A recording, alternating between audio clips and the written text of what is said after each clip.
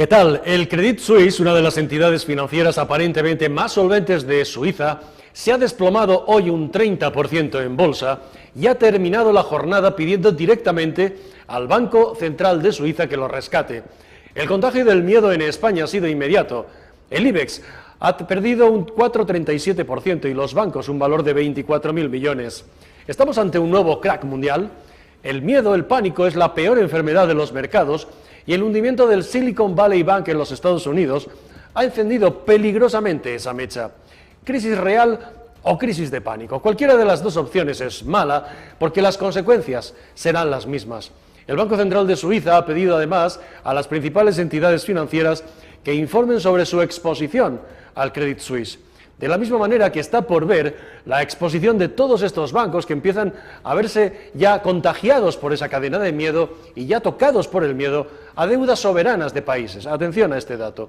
Conviene calmar los ánimos, pero coger el toro por los cuernos, dicen quienes saben realmente de esto. En unos minutos estaremos en una sala de operaciones de Madrid, camino del cierre de Wall Street y mirando ya la apertura de Asia esta madrugada. Noche de luces encendidas en el viejo continente, porque mañana además es un día clave aquí en Europa. La presión ahora es sobre los bancos centrales y en especial sobre el Banco Central Europeo, que mañana se supone tendría que subir de nuevo en medio punto los tipos de interés, tal cual anunció el mes pasado Christine Lagarde.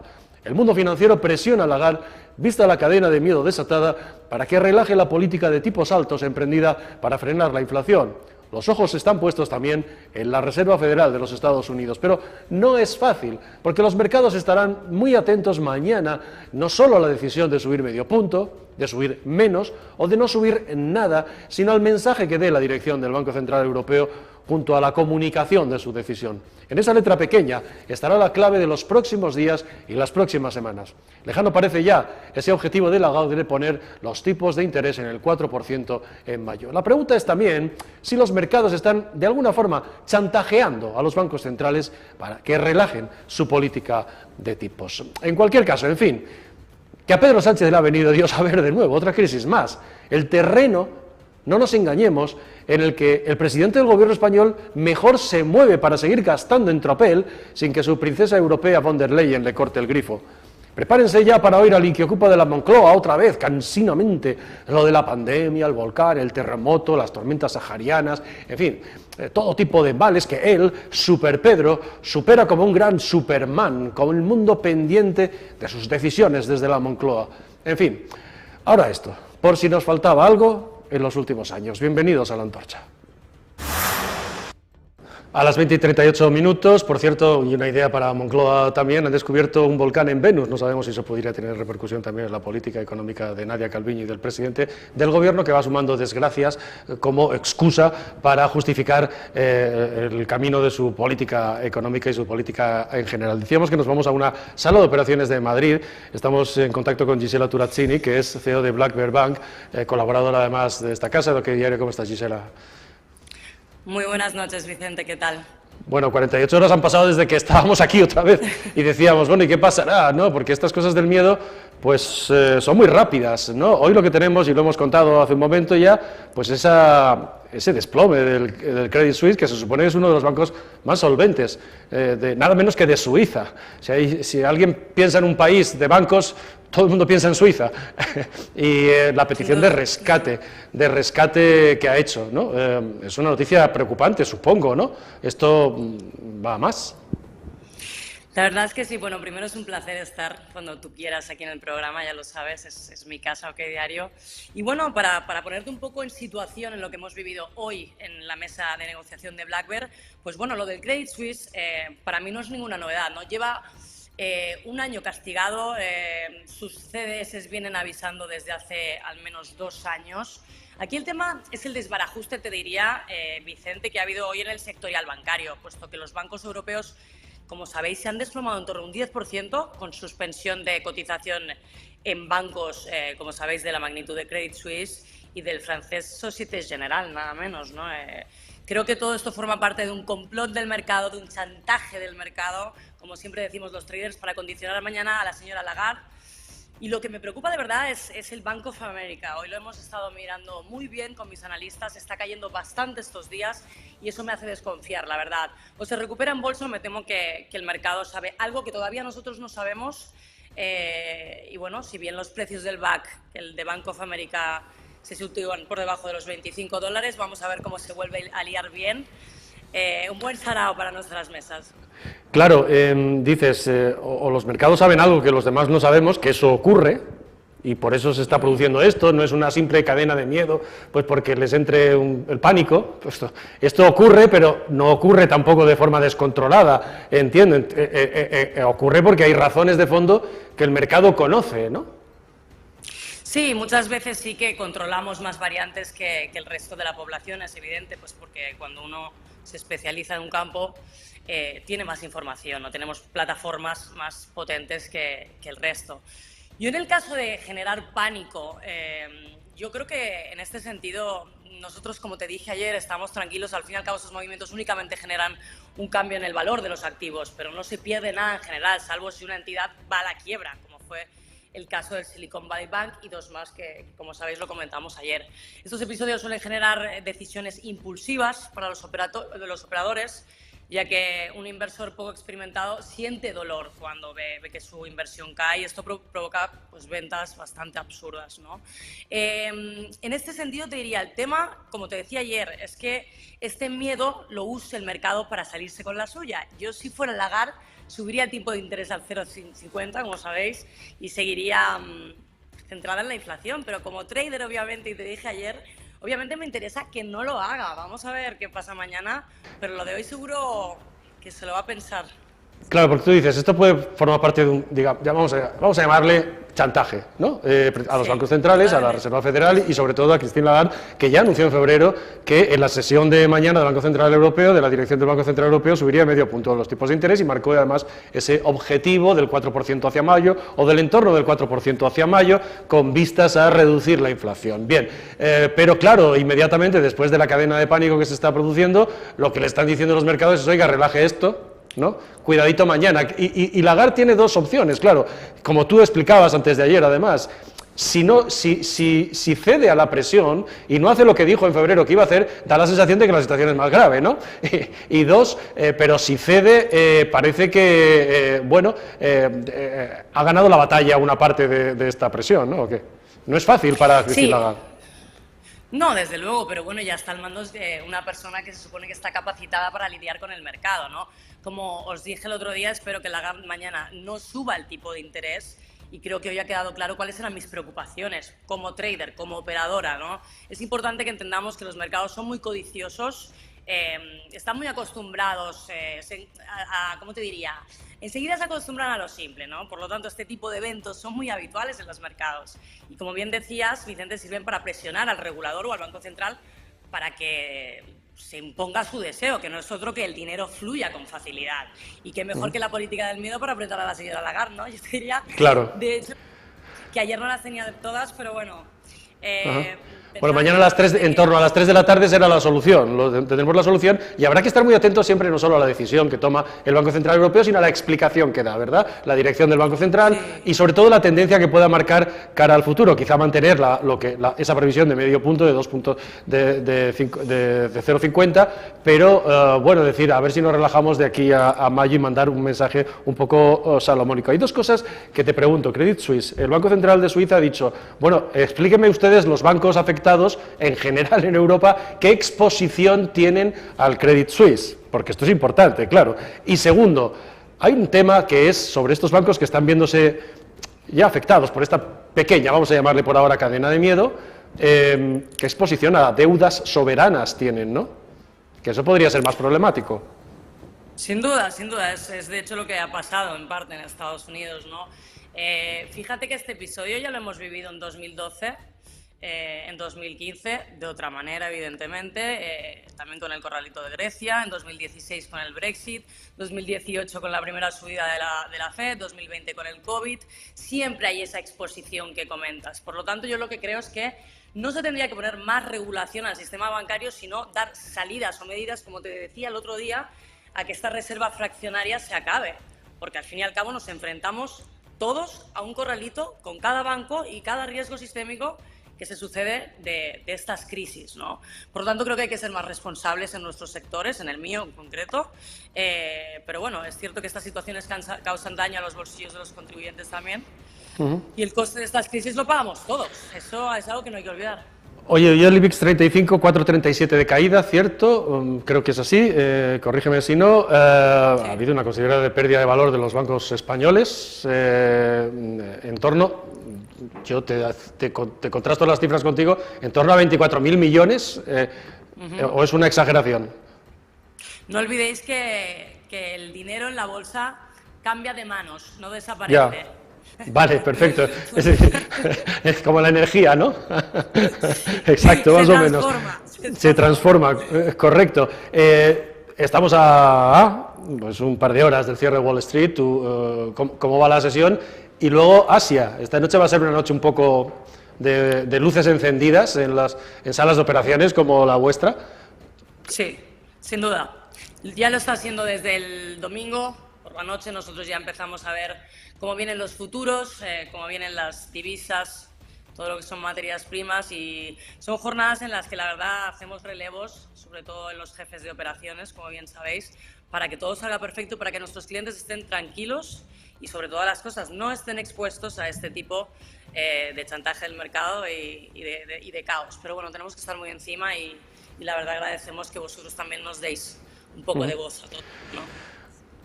Gisela, muchísimas gracias. No te prometo nada. Iba a decirte gracias por acompañarnos y hasta la semana que viene, pero no te prometo nada. Cuando quieras. O sea que has visto cómo va la cosa. Porque de esto lo peor muchas veces no es solo el fondo de las cosas, sino la propia cadena de miedo, ¿no es así?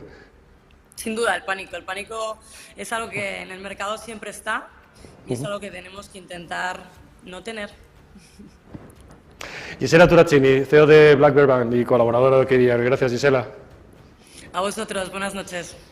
Vamos a otras cuestiones más próximas aquí físicamente donde estamos en Madrid, ¿no? Por ejemplo, la presidenta Isabel Díaz Ayuso, que hoy ha salido al paso del archivo definitivo por parte de la Fiscalía Europea del caso de su hermano, de la investigación de su hermano. Su hermano Tomás ha vivido un auténtico calvario durante año y medio y ha sido señalado en medios de comunicación y en redes sociales de la izquierda, incluso con su foto. Hoy la presidenta Ayuso decía que no todo vale en política y que alguien le debía una disculpa a alguien que hasta hace un año y medio era una persona anónima que llevaba 20 y tantos años trabajando seriamente en su sector y con un prestigio profesional que han intentado, desde luego, hundir.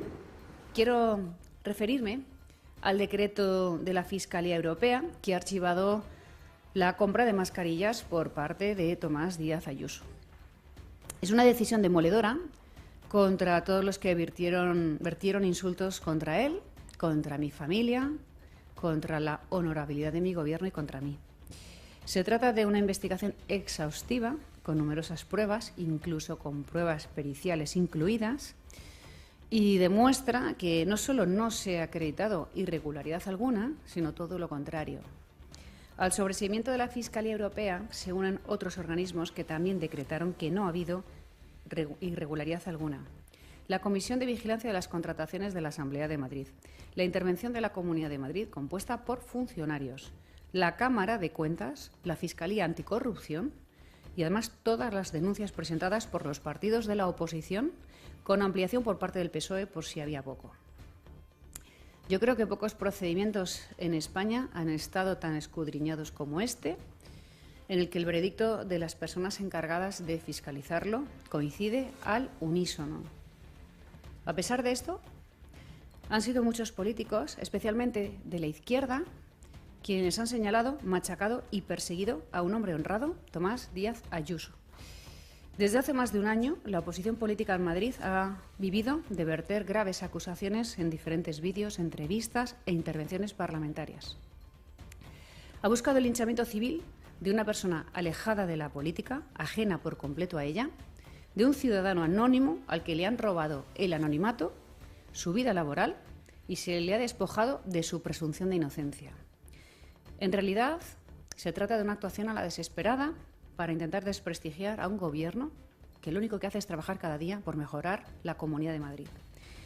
Una desesperación que ha tomado como culpable a un hombre que lleva 26 años trabajando en el mismo sector, en un sector que se vio directamente implicado durante la pandemia, como es el sanitario. Y esta persona, como el resto de mis familiares, lejos de beneficiarse de mis responsabilidades políticas, ha visto su vida seriamente perjudicada. ¿Es justo lo que se le ha hecho a él? ¿Se pueden imaginar lo que ha supuesto para su trabajo esta campaña de desprestigio a la que se ha sumado el propio presidente del Gobierno y todo su Consejo de Ministros? Han dedicado miles de horas a señalarle civilmente. Pablo Iglesias ha llegado a publicar su foto como si de un delincuente se tratara. Vox, Más Madrid, Podemos, PSOE, nadie ha faltado a la cita. Y me alegra demostrar que presido un gobierno honrado. Más me alegra saber que formo parte de una familia honrada, que nunca ha tenido vinculación con la política y que, a pesar de vivir permanentemente señalada, siempre está a la altura y me permite presentarme entre los madrileños, demostrando que mi vocación de servicio público es el motor de mi vida y que nunca aprovecharía esta responsabilidad para beneficiar a mi entorno. Pero me sirve para dos cosas más. La primera, para disculparme con los míos por dedicarme a la política. Hemos llegado a esto, algo que ellos, por cierto, no han elegido y que les está pasando una factura tremenda. Y la segunda, para decirle a mis adversarios, a todos, que no todo vale. Creo que año y medio es suficiente. Hace ya un año y medio que empezó esto. Ya han juzgado a todo mi entorno y lo han hecho sin éxito. Lo único que les pido, por favor, es que ahora se dediquen a juzgar nuestra acción de gobierno. Y eso sobre todo lo harán los ciudadanos el próximo 28 de mayo. Paula Baena, ¿cómo estás? ¿Qué tal? Buenas noches. La presidenta de Madrid está realmente dolida porque su hermano era una persona completamente anónima, que llevaba 20 y tantos años, como ha explicado. No es que lo haya explicado ella, es que es así. Lleva 20 y tantos años trabajando en ese sector, una persona con su prestigio. Y aquí se le ha publicado hasta fotos en redes, se le ha señalado, se le ha dicho de todo. La propia presidenta ha dicho que aquí no se libró a nadie, ni el presidente del gobierno ni Vox, por supuesto.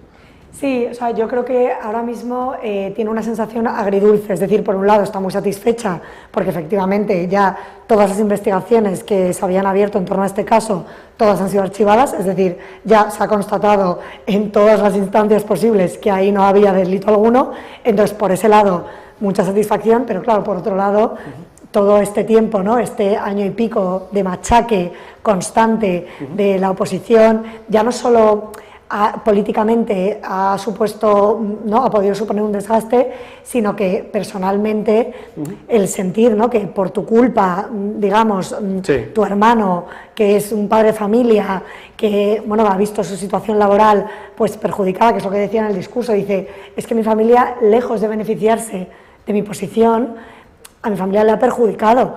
Y entonces, bueno, pues que, oye, que ahora todo se ha cerrado, fenomenal, pero el calvario que ha vivido esta persona, este chico, que es una persona anónima, y ya su nombre pues ya se conoce y demás, y esa pues condena de telediario, ¿no? Que digamos que ha vivido este tiempo, pues ya no se lo quita nadie. Claro. Entonces, por eso yo creo que es un poco esa sensación agridulce. Claro. Pedro Muñoz Abrines es el portavoz del Grupo Parlamentario Popular en la Asamblea de Madrid. Señor Muñoz Abrines, gracias por acompañarnos.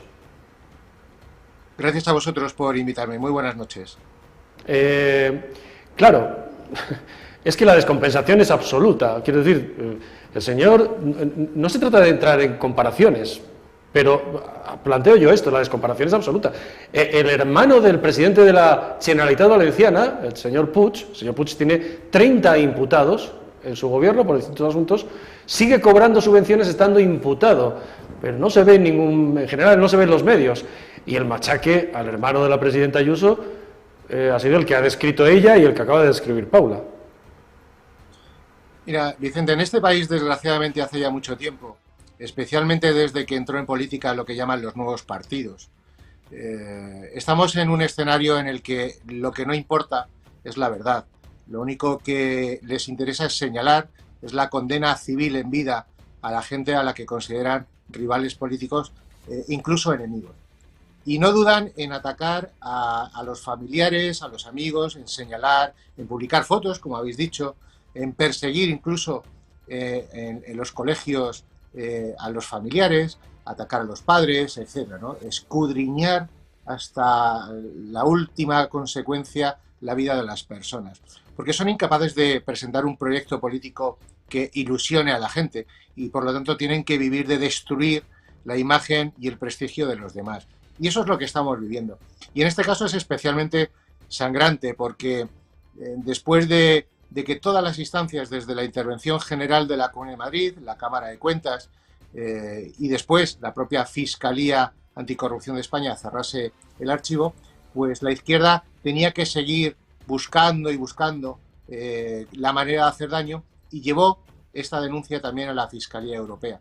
Afortunadamente, aunque ha tenido que transcurrir ya 1 año y medio, pues se ha archivado con todos los pronunciamientos favorables, porque lo que ha quedado muy claro tras la investigación de la Fiscalía Europea es que no ha habido ninguna irregularidad, el procedimiento ha sido completamente ajustado a la normativa, no ha habido ningún sobreprecio en el coste de las mascarillas y además, a pesar de lo que dijo la izquierda, que también mintió en eso, el coste del transporte de traer las mascarillas a España lo pagó la empresa, no lo pagó la Comunidad de Madrid. Por lo tanto, al final se demuestra que nada más que hay mentiras, mentiras y mentiras. Y estamos esperando que decidan pedir perdón. Evidentemente, esta es una esperanza puramente retórica, porque conociendo a cómo funciona la oposición, pues no lo harán, ¿no? No reconocerán que han estado atacando injustamente a una persona durante más de 1 año y medio. Claro, hoy, por ejemplo, vivimos una situación, la siguiente, para el que no la conozca, no lo haya leído en OK Diario. Esta mañana se publica que el vicepresidente de la Comunidad de Madrid, Enrique Osorio, pues está beneficiándose de uno de los bonos para reducir su factura de la luz y en su casa, bono térmico, etcétera, ¿no? Y le preguntan en la rueda de prensa posterior al Consejo de Gobierno. Y claro, él explica que simplemente se ha acogido, además que se acoge prácticamente de manera automática, porque es familia numerosa. Quiero decir que prácticamente ni lo eliges. En cualquier caso, el señor Osorio tiene todo el derecho del mundo, como cualquiera, a acogerse a esas ayudas, que además están aprobadas por el gobierno del señor Sánchez, ¿no? Paula, pero resulta que pocos minutos después nos enteramos, y Mónica García publica, vamos a verlo, Jazz, este tuit, a primera hora de la mañana. Mónica García, que ya saben, el otro día calificó el atentado del 11M como accidente. Bueno, y publica este tuit, dice: tras conocer que el número 2 de Ayuso estuvo cobrando el bono social para personas vulnerables, solicitamos su dimisión o su cese inmediato. No es tolerable, dice Mónica García, tanta falta de ética pública. Bueno, Paula, ¿y qué ha pasado? Porque resulta que luego hemos sabido, Jazz, tienes ahí también, por favor, el pantallazo de esto que van a ver enseguida, es cómo Mónica García en su casa disfruta también del mismo bono, ¿no, Paula? No, ha sido delirante, porque al final lo que demuestra es la total hipocresía, o sea, porque puede haber un debate en torno a, ¿no?, que se ha abierto, y de hecho hoy lo hemos estado debatiendo la redacción, respecto a si personas, aun siendo familias numerosas, si tienen determinada renta, deben o no acceder a esas ayudas. Pero ese debate aparte, ahora mismo los requisitos que establece, como bien has dicho, el Gobierno de España, es decir, Pedro Sánchez, permite ese bono social térmico para familias vulnerables, no es solo para familias vulnerables, también es para familias numerosas. Por lo tanto, tanto el señor Osorio como Mónica García, que también tiene 3 hijos, es una familia numerosa, tienen todo el derecho del mundo a pedir esa ayuda y a que les concedan esa ayuda. Lo que no se entiende es que se conozca que Osorio ha recibido esa ayuda, monten un escándalo mediático en torno a eso, la falta de ética. Incluso en otro tuit le ha llamado indecente a Osorio.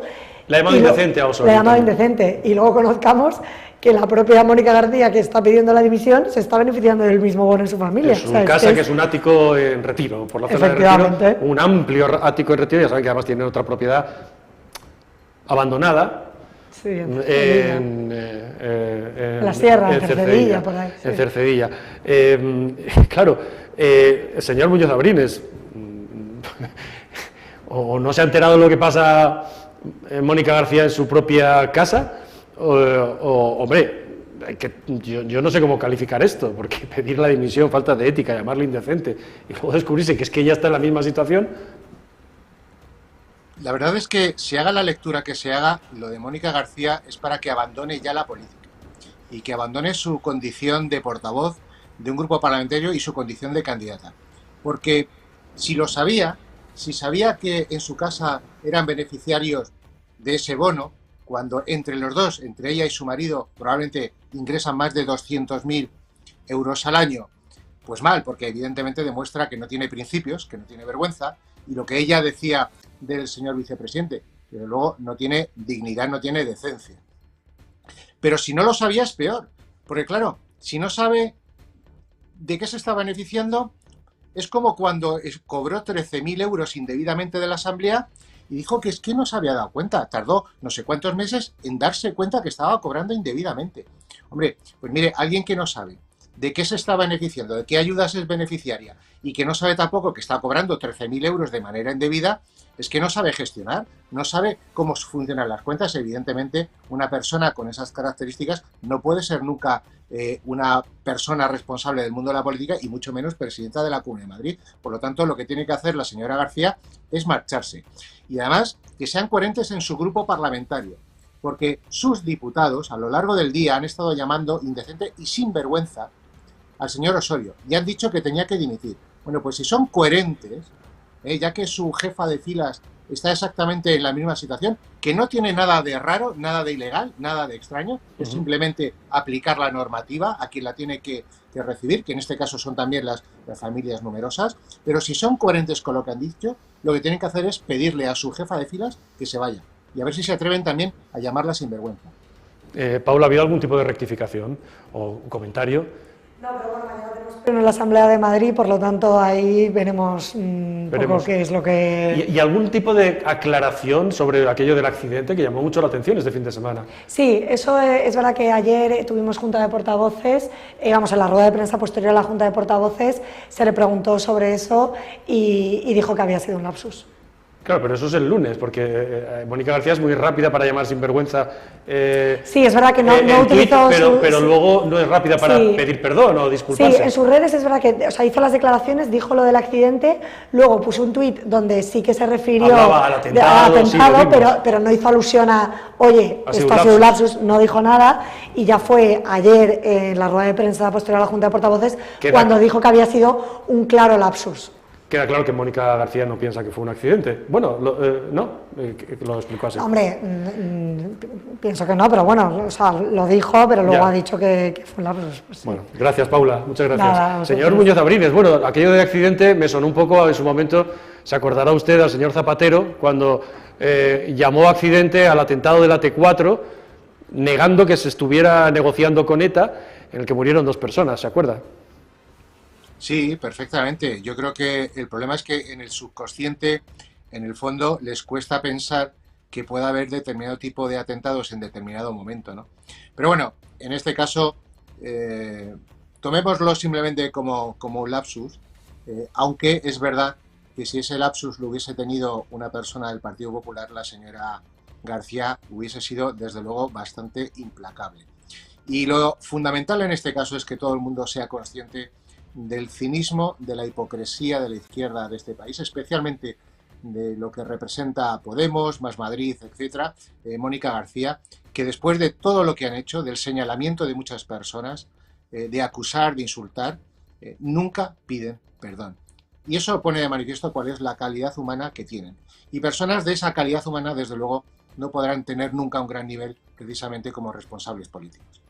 Quiero, si me permite, antes de despedir, abusando de su amabilidad, estamos abriendo en estos momentos en OK Diario, ya sabe usted, nuestro contador, que está en 737 delincuentes sexuales condenados que se han beneficiado por la reducción de penas de la ley del sí es sí. Estamos en más de 70, cerca de 80 ya, que han sido excarcelados. Y Luz Sela publica ahora mismo una historia, realmente, yo no sé, el titular, se lo leo, es: un violador múltiple se ahorra 9 años y 2 meses de cárcel gracias a la ley Montero. Un violador múltiple se ahorra 9 años y 2 meses de cárcel gracias a la ley Montero. Además estamos también publicando el caso de la rebaja de la pena de un hombre que abusó de una niña de 13 años, a la que dejó además embarazada. Un hombre que dejó embarazada a una niña de 13 años saldrá antes de prisión gracias a la ley Montero. ¿Y qué podemos decir? Pues pocas cosas, más allá de que esta es una ley que todo el mundo tiene que recordar, que se aprobó con el voto a favor del Partido Socialista, de Podemos, de Más País, de toda la izquierda de la Cámara, de Ciudadanos, y que sin embargo está teniendo unas consecuencias desde luego inasumibles. Es una vergüenza. España es uno de los países, o es el país que más ha retrocedido respecto a la protección de las mujeres en el contexto internacional. Cuando Pedro Sánchez entró en el gobierno, España estaba considerado el 5º mejor país para que las mujeres pudiesen vivir. Hoy creo que ocupamos el puesto número 15. Eso es consecuencia de estas chapuzas, de esa manera de hacer política entendida no desde el punto de vista del rigor, desde el punto de vista de lo que de verdad necesitan los ciudadanos, sino solo y exclusivamente desde el punto de vista dogmático, sectario, y como consecuencia de dejarse llevar por el infantilismo y las tonterías que tienen precisamente en algunos ministerios del señor Sánchez, ¿no? Las consecuencias, desgraciadamente, son inevitables. Lo que hemos visto, a quien no se le condena, a quien no se le rebaja 1 año, se le rebajan 2 o hasta 9 años de condena, y eso ya no tiene solución, ¿no? Desgraciadamente. E incluso la reforma que está en estos momentos en marcha en el Congreso de los Diputados ni siquiera tiene la prioridad como ha tenido el trámite de otras leyes por parte del gobierno, del presidente del gobierno, ¿no? Y del señor Sánchez, que cuando han querido han acelerado mucho para tramitar ciertas iniciativas, pero esto parece ser que no tiene ninguna prisa, con lo cual no solo vamos a tener a todas estas personas, a estos 1000 beneficiados que pueden estar en estos momentos como consecuencia de la ley, sino todos los que estén cometiendo delitos en estos momentos, en la actualidad como consecuencia de la regulación, pues evidentemente también se van a ver beneficiados de una condena bastante menor. Señor Muñoz Abrines, gracias. Pedro Muñoz Abrines, el portavoz del Partido Popular de la Asamblea de Madrid. Gracias. Fíjese, luego llegó la ley trans y ahora le invito un minuto a que podemos cortar, pero nos siga viendo, porque hemos ido hoy, en OK Diario, hemos ido a comprobar lo fácil que es ir al registro civil y decir, hola, que me voy a cambiar de sexo. Señor Muñoz Abrines, muchísimas gracias por habernos acompañado y buenas noches. Lo único triste, Vicente, es que ni Irene Montero ni Mónica García dimiten. El señor, es verdad, el señor Errejón, además, que votó esa ley del sí es sí, que ha votado esta ley trans también, el compañero de partido de Mónica García. Gracias, señor Muñoz Abrines, buenas noches. Sí. Bueno, efectivamente, y hoy hemos ido a comprobar, porque estamos recibiendo noticias, estamos viendo estos días, cómo los trabajadores de los registros civiles están diciendo en distintos puntos de España que están recibiendo lo califican ellos mismos de auténtica avalancha de petición de cambio de registro en el género, en el sexo, en el registro civil, generalmente de hombres, la inmensa mayoría de hombres que quieren pasar a ser mujeres. Irene Tavera, ¿cómo estás? Muy buenas noches. Hola Vicente, muchas gracias. Bueno, tú has dicho, voy a comprobar si puedo cambiar si esto es así, si podemos cambiar de sexo fácilmente, tal cual se está diciendo, ¿no? Y vamos a ver primero la experiencia de Irene y enseguida la comentamos. Cambiarse de sexo nunca antes había sido tan fácil y esto es gracias a la nueva ley trans impulsada por el Ministerio de Igualdad.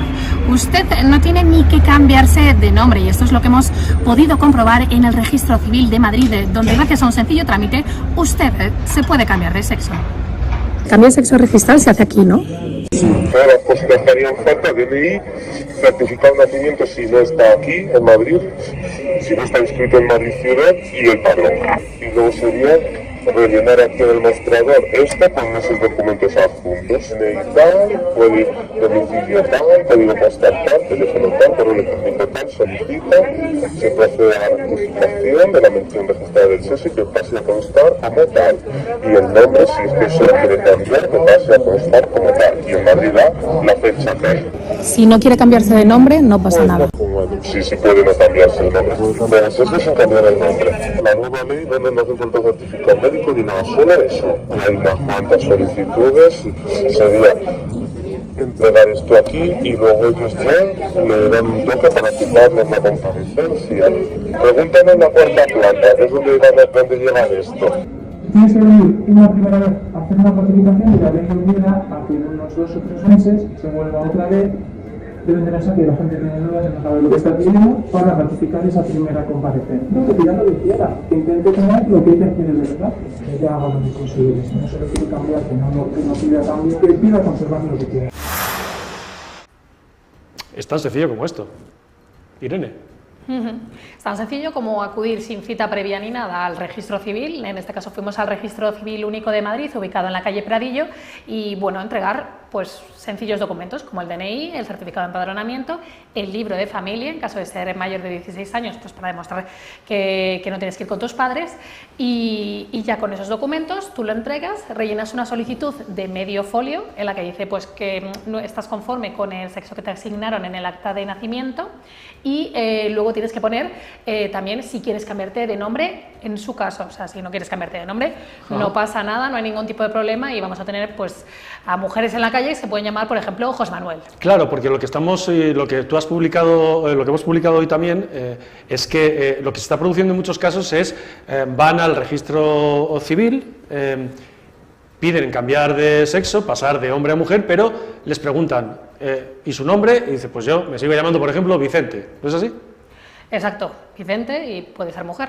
Y luego es que no es esto, y es que tú te puedes cambiar de sexo cada 6 meses de forma ilimitada. O sea, tú a los 6 meses puedes volver a ser hombre, o puedes volver a ser mujer, o puedes volver a ser lo que quieras. O sea, es un completo pues, disparate, porque abre a que todo el mundo se pueda cambiar de sexo de forma fácil, sencilla, en 5 minutos, sin cita previa y sin asesoramiento profesional. Ajá. Esta historia es mucho más intensa. Esto que les contamos puede parecer incluso hasta ligero, pero detrás de todo esto, en los casos reales de personas o que sufrían disforia de género, o que sentían en su adolescencia o en otras etapas de su vida que no estaban, que su cuerpo no se correspondía con el sexo que ellos tenían o sentían, provoca un enorme sufrimiento. Esa es la realidad. Y es el caso de la persona que tenemos, de Nagore de Arquer. Nagore, no sé si estás, ¿qué tal? No está todavía Nagore. Bueno, vamos a escuchar, tú entrevistaste a Nagore hace muy poquitos días, y Nagore nos contaba esta era su historia, ¿no? Cómo en un momento dado, ¿no? Explícanos, ella siente en la adolescencia un cierto desajuste, ¿no? No se siente a gusto con su cuerpo, e empieza a dudar, ¿no? Y ahora nos lo va a contar ella, pero ¿cuál es la historia de Nagore, que es estudiante de psicología? Pues Nagore, sí, como bien dices, es una estudiante de psicología, es feminista, y bueno, ella sintió en un momento de su vida pues que no hacía las mismas cosas ni se vestía como una mujer, ¿eh? Entonces acudió a una consulta psicológica en la que el psicólogo pues le dijo, pues es que a lo mejor tú eres un hombre, y Nagore pues quiso cambiarse de sexo y empezar un proceso de hormonación. ¿Qué pasó? Que sus padres no estaban a favor de esta posición. Ella acaba de cumplir la mayoría de edad, pero era algo que llevaba pensando desde la adolescencia, y pues la frenaron en este proceso, y Nagore pues desistió de este proceso de cambiar de género, y ahora pues cuenta los peligros y las consecuencias que tiene una decisión de tan responsabilidad. Claro, vamos a escuchar esa entrevista que hacía, a ver si podemos recuperar el directo con Nagore, y si no, esta es la entrevista y el testimonio de Nagore de Arquer, estudiante de psicología, que le contaba a Irene su historia de esta forma. Nagore de Arquer, desistidora trans, cuéntanos tu historia, ¿qué ocurrió? Yo tenía problemas para socializar, para hacer amigos, para entender a la gente, o para hacerme entender yo, y a mí en mi caso esto me generó bullying e hizo que no encontrase pues mi sitio, no encontrase cómo estar a gusto. Fue una psicóloga que me dijo que por mi aspecto masculino, que yo siempre uso sudaderas y pantalones, llevo el pelo corto, bueno, al momento lo llevaba largo pero recogido, tengo mi forma de expresarme no es femenina, no me gusta maquillarme. Entonces mi psicóloga dijo que igual era un chico, y me animó a hacer una transición social y médica. Llegué a informarme sobre cómo era el proceso, llegó a decirme mi psicóloga cómo era, 3 años y medio, 4. Estuve pensando en la transición, al principio como chico trans, luego persona de género fluido. En ambos casos quería hormonarme y quitarme los pechos y es un proceso largo. Al final, tú cuando rechazas tu cuerpo, no lo rechazas de un día para otro. Mis padres nunca apoyaron mi transición. Tuvieron una postura muy crítica con ella y en cuanto se dieron cuenta de que yo necesitaba un acompañamiento psicológico, me llevaron a una psicóloga que de verdad me ayudó con mis problemas psicológicos, con mi falta de encaje social. Yo conocí a José Rasti en la Facultad de Psicología, que me hizo, pues, cuando yo ya tenía menos malestar con mi cuerpo, me hizo ver que ser mujer no es un sentimiento, que una mujer es una persona con biología femenina, de sexo femenino, y que se puede expresar como quiera. Una mujer puede usar sudaderas, una mujer puede llevar el pelo corto, amar a otras mujeres, puede hacer lo que le dé la gana. Y me doy cuenta de que menos mal que no he llegado a iniciar una transición, porque seguro que me habría arrepentido. Ahora estoy bastante contenta con mi cuerpo, como cualquier otra persona normal, tengo pues, mis inseguridades como cualquiera, pero soy una mujer con el pelo corto, rapado por algunos lados, dependiendo del momento, uso sudaderas, no me maquillo, vivo feliz. Mi cuerpo me permite vivir y estoy muy contenta con haber desistido y no haber llegado a transicionar y con mi vida como mujer, porque nunca habría podido vivir como hombre, porque no puedes ser un hombre, o sea, una persona no puede cambiar su sexo, nunca habría vivido como hombre, habría vivido un engaño. Yo creo que tuve mucha suerte en ese sentido por también mis padres que me frenaron un poco y me apoyaron en esa aceptación de mí misma, en el rechazo. La voz se te hace más grave. Eso es irreversible, nunca, aunque des marcha atrás, tu voz va a seguir siendo muy grave. Crecimiento del pelo, lo cual es realmente incómodo y de lo que nunca te vas a poder librar, salvo con láser. Crecimiento del clítoris, lo cual provoca grandes dolores y te hace, con una probabilidad muy grande, no poder tener orgasmos. Atrofia vaginal, problemas, bueno, pierdes la regla, luego que la recuperes o no, depende. Si das marcha atrás, igual la recuperas, igual no, tu esterilidad, o sea, tu fertilidad igual también desaparece y tiene efectos también en el sistema circulatorio. Tienes mayor probabilidad de ciertos tipos de cáncer. Es muy fuerte empezar a tomar hormonas. La testosterona en mujeres es una droga y está mal desde el primer punto hasta el último. Estás permitiendo que niños menores transicionen y que los padres pierdan la custodia de los hijos si se niegan a afirmarles en cuanto dicen que son trans. Se quedan desprotegidos los menores, se quedan desprotegidas las mujeres. Irene Montero no representa ni a todas las feministas ni a ninguna feminista. Irene Montero no representa el feminismo porque no sabe lo que es el feminismo. Dice proteger a las mujeres víctimas de violencia machista y luego hace que los violadores salgan de la cárcel con su nueva ley del solo sí es sí.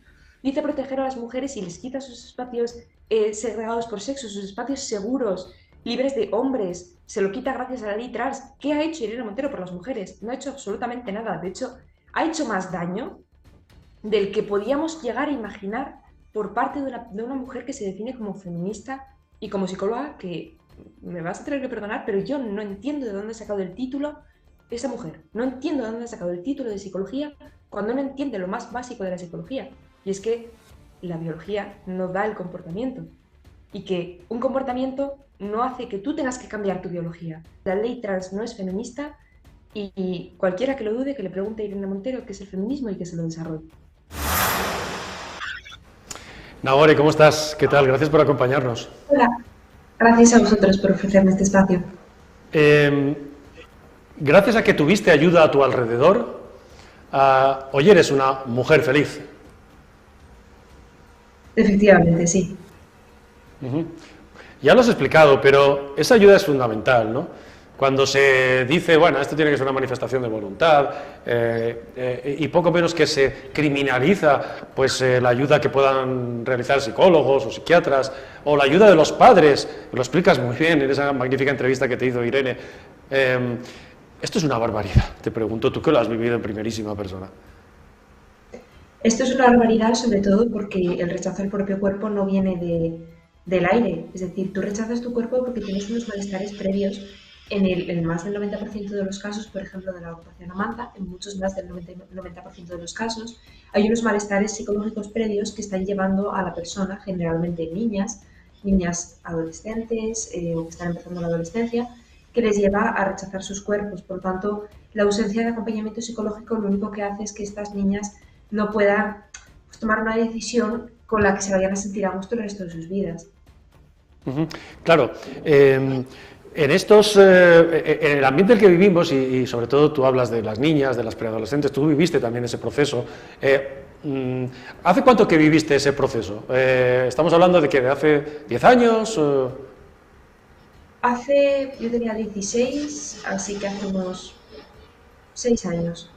Unos 6 años, ya había redes sociales, pero ese proceso de las redes sociales ha ido creciendo de forma exponencial conforme además cada vez hay más redes sociales y cada vez la edad de entrada en esas redes sociales es inferior.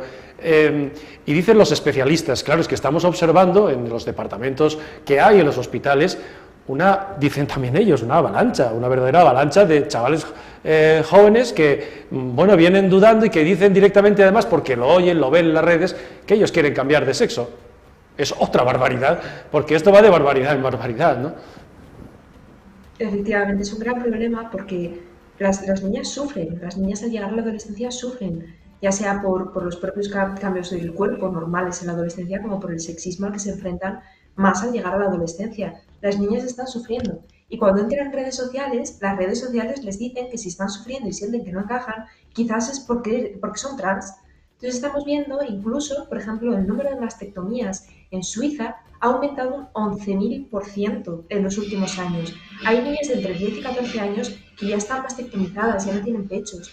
¿Cómo podemos no cuestionarnos si hay algún problema detrás, algún tipo de contagio de la solución al sufrimiento? Es decir, las niñas efectivamente están sufriendo, pero están encontrando en redes sociales una solución que quizás no es la que les venga mejor a largo plazo.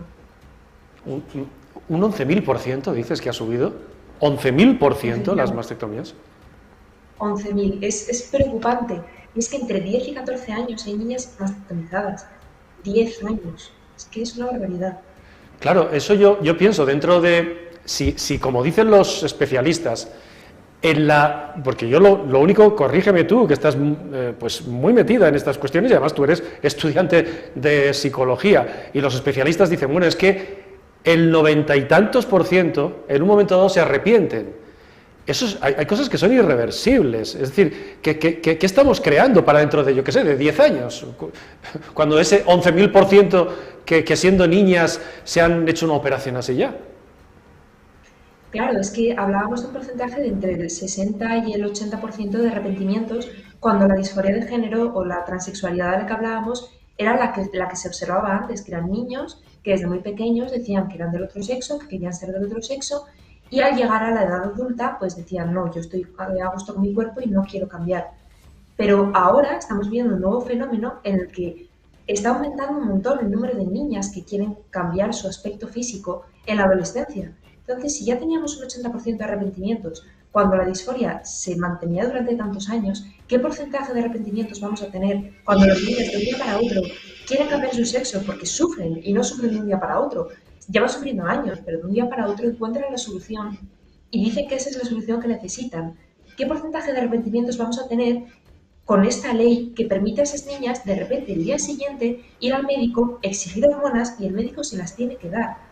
O sea, los tratamientos son irreversibles. Tanto los bloqueadores de pubertad, que dicen que son completamente inocuos y solo para la pubertad, los bloqueadores de pubertad frenan el desarrollo, en cierto modo, frenan el desarrollo cognitivo o el desarrollo óseo, no van a tener los niños problemas óseos, pueden provocar esterilidad, tienen ciertos tipos de efectos irreversibles. La hormonación cruzada tiene efectos irreversibles, bueno, como comentaba en el vídeo de antes, desde maldiagnosis de ciertos tipos de cáncer, problemas circulatorios, anorgasmia, esterilidad.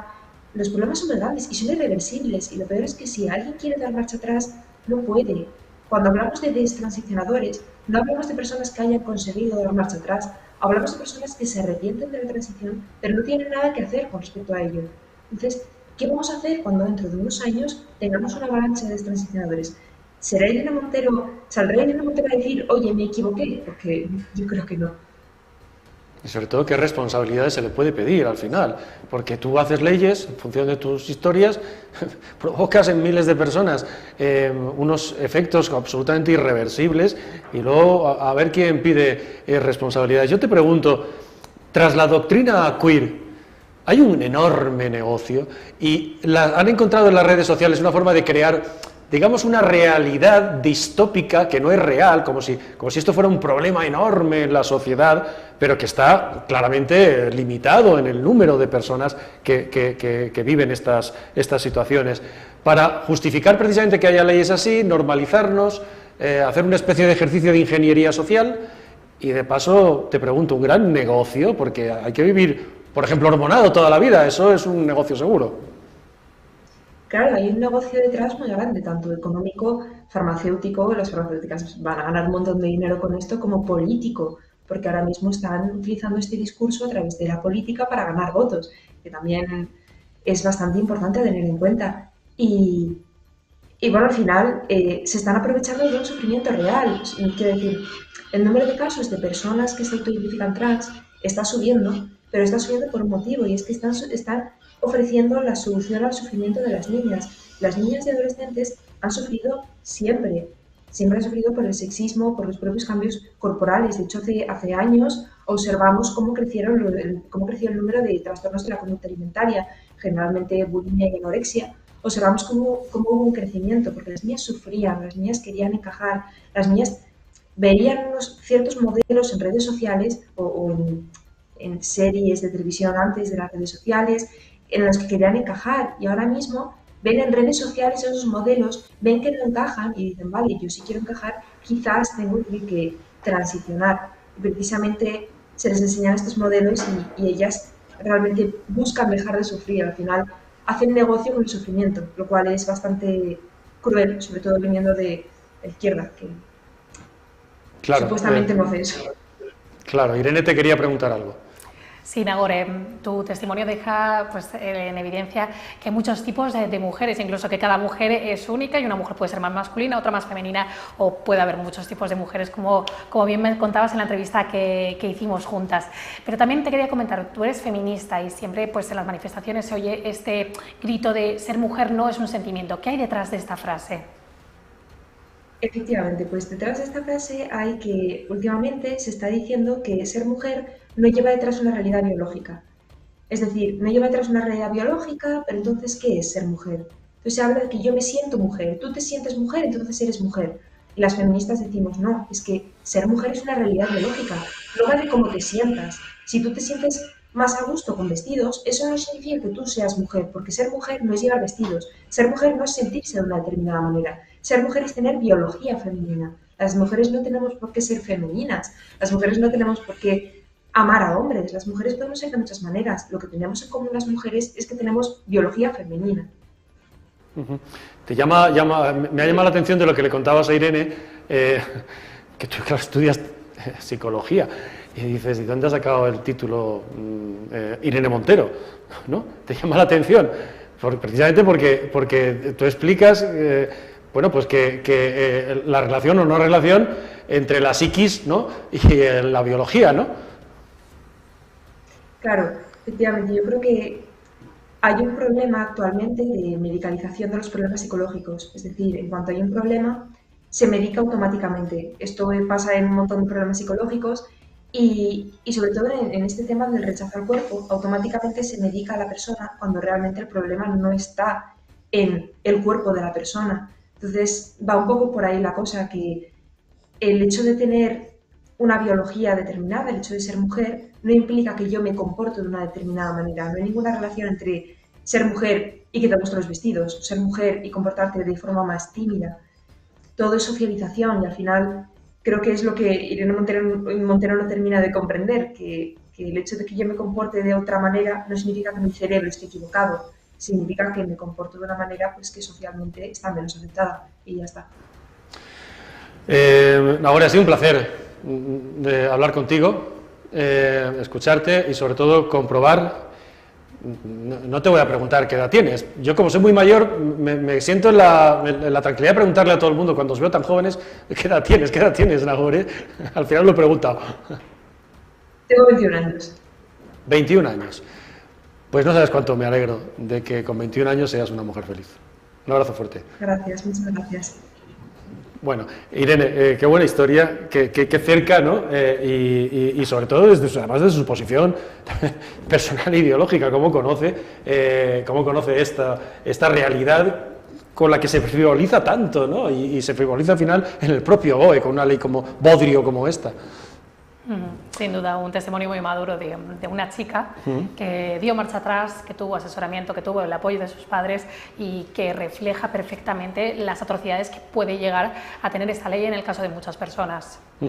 Gracias, Irene. Magnífica entrevista, magnífico testimonio. En un mundo, fíjense, vamos camino, hoy es 15 de marzo, y le invito a Irene, que está aquí todavía, a que lo vea, en un mundo en el que, hoy es 15 de marzo y empiezan las fallas en mi tierra, en Valencia, yo siempre barro hacia casa, y el 19 es el día de San José, el día del padre. Bueno, hay un padre en Andalucía, por cierto, gobernada por el Partido Popular, que ha colgado este vídeo que van a ver, porque ha recibido un audio del colegio de sus hijos, en el que le explican que, bueno, que esto del día del padre, que lo van a cambiar por el día de las personas especiales.